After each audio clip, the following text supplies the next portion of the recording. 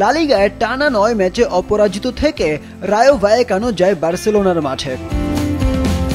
তাদের বিপক্ষে শক্ত পরীক্ষায় দিতে হয়েছে কাতালানদের। প্রথমার্ধে বার্সার একের পর এক আক্রমণ ঠেকিয়ে দেয় ভায়েকানো।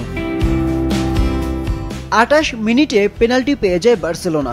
প্রথমে রেফারির দৃষ্টিগোচর না হলেও ভিএআর পেনাল্টির সিদ্ধান্ত জানায়। স্পট কিক থেকে গোল করেন রবার্ট লেভানডোভস্কি। লিগে এটি পোলিশ তারকার 20তম গোল, যা এখন পর্যন্ত সর্বাধিক। দ্বিতীয়ার্ধেও বদলায়নি দৃশ্যপট। বার্সার দাপট থাকে অটুট, যদিও গোল হয়নি। 1 গোলের জয় আর পূর্ণ পয়েন্টের তৃপ্তি নিয়ে মাঠ ছাড়ে কাতালানরা। লা লিগায় 24টি করে ম্যাচ শেষে সমান 51 পয়েন্ট বার্সেলোনা ও রিয়াল মাদ্রিদের। তবে গোল ব্যবধানে এগিয়ে বার্সা।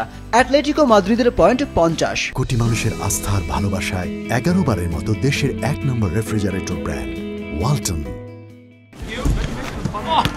এদিকে চ্যাম্পিয়ন্স লিগ ফুটবলে রাত 2টায় স্কটিশ দল সেল্টিকের বিপক্ষে জার্মান জায়ান্ট বায়ার্ন মিউনিখ খেলবে। রাউন্ড অফ 16-এ ওঠার এই প্লে অফের প্রথম লেগে সেল্টিকের মাঠে 2-1 গোলে জয় পেয়েছিল বায়ার্ন।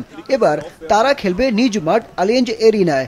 সবশেষ 5 ম্যাচে অপরাজিত বায়ার্ন এই ম্যাচে নামবে পূর্ণ শক্তি নিয়ে। শেষ 16তে যেতে হলে ম্যাজিক্যাল কিছু করে দেখাতে হবে সেল্টিককে।